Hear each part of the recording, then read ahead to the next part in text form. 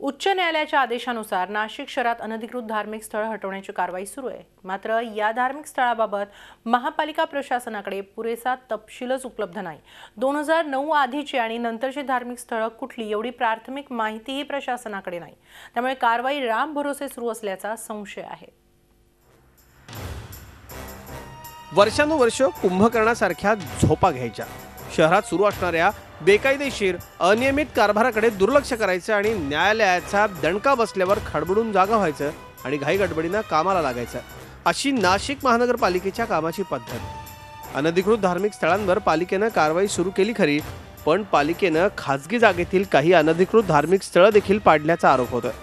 काही नागरिक संघटनांनी न्यायालयात धाव घेऊन अनधिकृत धार्मिक स्थळं हटवण्याच्या मोहिमेला तात्पुरती स्थगिती मिळवली आहे। त्यातही धक्कादायक बाब म्हणजे 2009च्या आधीच्या आणि 2009 नंतरच्या धार्मिक स्थळांची माहितीच महापालिकेकडे नाही, असं आरटीआय अंतर्गत उघडकीला आलंय।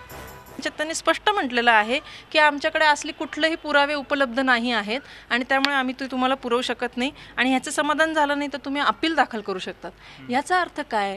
मंदिरांवरची कारवाई झाली आहे, मंदिरं आता पाडलेली आहेत आणि ह्याच्याकडे शासनाकडे पुरावेच नाही आहे की ती मंदिरं 2009च्या आधीची का नंतरची आहे।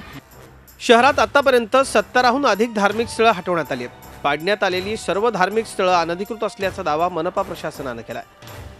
शिवसेनेसह हिंदुत्ववादी संघटनांनी या मोहिमेला विरोध करून आंदोलनाचा इशारा दिलाय।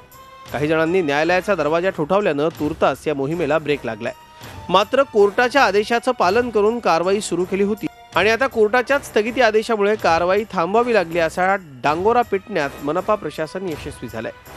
पण अर्धवट माहितीच्या आधारे कशी कारवाई करण्यात आली या बाबतीत मात्र संभ्रम कायम आहे। मुकुल कुलकर्णी, झी मीडिया, नाशिक। झी 24 तास रहा एक पाऊल पुढे।